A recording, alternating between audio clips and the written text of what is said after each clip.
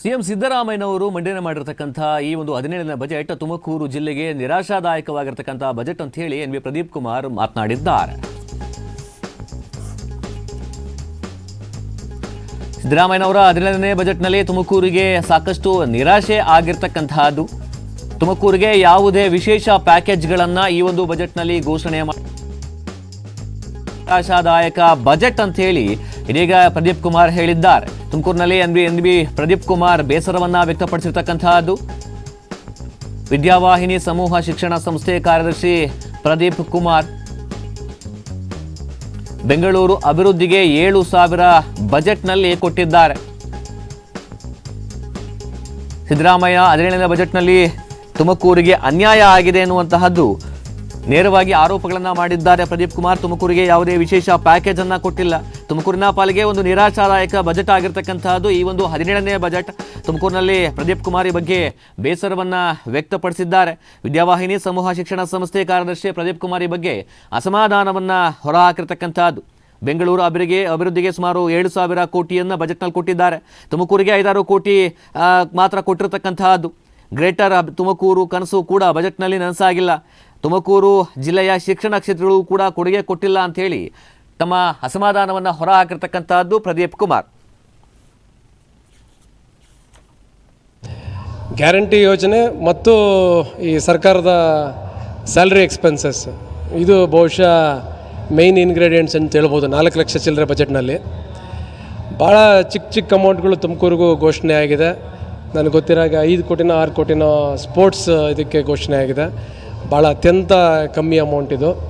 ಯಾಕಂದರೆ 4.5 ಲಕ್ಷದ ಬಜೆಟ್ನಲ್ಲಿ 4-5 ಕೋಟಿಯ ಒಂದು ಲೈನ್ಸ್ಗಳು ಬರುತ್ತೆ ಅಂದರೆ ನಾವು ಇಮ್ಯಾಜಿನ್ ಮಾಡ್ಕೋಬೇಕು. ಬೆಂಗಳೂರಿಗೆ ಸುಮಾರು 7,000 ಕೋಟಿ ಇನ್ಫ್ರಾಸ್ಟ್ರಕ್ಚರ್ ಇದಕ್ಕೆ ಘೋಷಣೆ ಆಗಿದೆ. ಟನಲಿಂಗ್ ಯೋಜನೆಗೆ 4,000 ಕೋಟಿ ಘೋಷಣೆ ಆಗಿದೆ.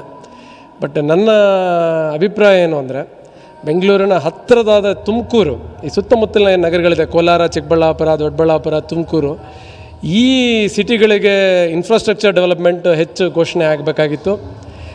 ಈ ಸಿಟಿಗಳು ಬೆಳೆದ್ರೆ, ಸ್ಯಾಟಲೈಟ್ ಟೌನ್ಗಳು ಬೆಳೆದ್ರೆ ಇವತ್ತೇನು ಬೆಂಗಳೂರು ಡಿಕಂಜೆಷನ್ ಆಗಬೇಕು ಅಂತಿದೆ, ಆ ನಿಟ್ಟಿನಲ್ಲಿ ಬೆಂಗಳೂರು ಡಿಕಂಜೆಷನ್ ಆಗೋದು. ಜನ ತುಮಕೂರು ಕಡೆ ಬರೋರು. ಅನ್ಫಾರ್ಚುನೇಟ್ಲಿ ತುಮಕೂರು ಕಡೆ ಪ್ಯಾಕೇಜ್ ಆಗಲಿ ಬಜೆಟಲ್ಲಿ ಯಾವುದೇ ರೀತಿ ಘೋಷಣೆ ಆಗಿಲ್ಲ. ನಮ್ಮ ಪರಮೇಶ್ವರ್ ಅವರು, ಮಾನ್ಯ ಗೃಹ ಸಚಿವರು, ಅವರು ಗ್ರೇಟರ್ ಬೆಂಗಳೂರು ಯೋಜನೆ ಅಡಿಯಲ್ಲಿ ತುಮಕೂರನ್ನ ಬಹಳ ಚೆನ್ನಾಗಿ ಪ್ಯಾರಲಲ್ಲಾಗಿ ಡೆವಲಪ್ಮೆಂಟ್ ಮಾಡಬೇಕು ಅನ್ನೋ ಒಂದು ಆಸೆಗಳನ್ನ ಇಟ್ಕೊಂಡಿದ್ರು. ಅವರ ಆಸೆಗಳ ತಕ್ಕ ಹಾಗೂ ಕೂಡ ಈ ಬಜೆಟಲ್ಲಿ ಘೋಷಣೆ ಆಗಿಲ್ಲ. ಇದು ಒಂದು ನಿರಾಶಾದಾಯಕ ಬಜೆಟ್ ತುಮಕೂರಿನ ದೃಷ್ಟಿಯಿಂದ ಅಂತ ಹೇಳಿದ್ರೆ ನಾನು ಹೇಳ್ಬೋದು. ಮೈಸೂರು ಸಿಟಿಯನ್ನು IT ಸಿಟಿಯನ್ನಾಗಿ ಘೋಷಣೆ ಮಾಡ್ಬೋದು, ಆದರೆ ತುಮಕೂರನ್ನೇ ಮಾಡ್ಬೋದಾಗಿತ್ತು. ತುಮಕೂರಿನ ಜನ ಒಂಥರ ಬೇಸರ ಸರ್. ತುಮಕೂರು ಜಿಯೋಗ್ರಾಫಿಕಲ್ ಲೊಕೇಶನ್ ಪ್ರಕಾರ ಎಲ್ಲ ನಿಟ್ಟಿನಲ್ಲೂ ಬೆಳವಣಿಗೆಗೆ ಅನುಕೂಲವಾಗಿರುವಂಥ ಕ್ಷೇತ್ರ. ಸ್ಪೆಷಲಿ ಶಿಕ್ಷಣ ಕ್ಷೇತ್ರದಲ್ಲಿ ಇದು ಅತ್ಯಂತ ವೇಗವಾಗಿ ಬೆಳೀತಾ ಇದೆ. ಆ ನಿಟ್ಟಿನಲ್ಲಿ ರೋಡ್ಸ್ಗಳು, ನ್ಯಾಷನಲ್ ಹೈವೇ ಆಗ್ತಾಯಿದೆ, ರೈಲ್ವೆ ಲೈನ್ಸ್ಗಳು ಆಗ್ತಾಯಿದೆ. ಸೊ ಒಂದು ಇನ್ಫ್ರಾಸ್ಟ್ರಕ್ಚರ್ ಪ್ಯಾಕೇಜ್ ನಮ್ಮ ತುಮಕೂರಿಗೆ ಸಿಕ್ಕಿದರೆ, ಕಾರಿಡಾರ್ ಇರ್ಬೋದು, ಎಜುಕೇಷನ್ ಸೆಕ್ಟರ್ಗಿರ್ಬೋದು, ಇಂಡಸ್ಟ್ರಿಯಲ್ ಸೆಕ್ಟರ್ಗಿರ್ಬೋದು, ಬೆಂಗಳೂರು ಡಿಕಂಜೆಷನ್ ಆಗೋದು ಅನ್ನೋದು ನನ್ನ ಅಭಿಪ್ರಾಯ. ಎಜುಕೇಷನ್ ಸೆಕ್ಷನ್ಗೆ ಒಂಚೂರು ಜಾಸ್ತಿ ಒತ್ತು ಕೊಟ್ಟಿದ್ರೆ ಬೆಂಗಳೂರಿನ ಎಜುಕೇಷನ್ ಅಷ್ಟು ಒತ್ತಡ ಹಾಕ್ತಿರಲಿಲ್ಲ. ತುಮಕೂರಿಗೆ ಜಾಸ್ತಿ ಆಗೋದು ಅನ್ನೋದು ಒತ್ತಡ ಕಡಿಮೆ ಮಾಡ್ಬೋದಾಗಿತ್ತು. ಅದು 100% ನಿಜ. ತುಮಕೂರು ಬೆಳೆದಷ್ಟು ಬೆಂಗಳೂರಿಗೆ ಒಂದು ಸಪೋರ್ಟಿಂಗ್ ಸಿಟಿಯಾಗಿ ಬೆಳೆಯುತ್ತೆ. ಇದು ಗ್ರೇಟರ್ ಬೆಂಗಳೂರಾಗಿ ಬೆಳೆಯುತ್ತೆ. ಆ ನಿಟ್ಟಿನಲ್ಲಿ ಮುಂದಾದರೂ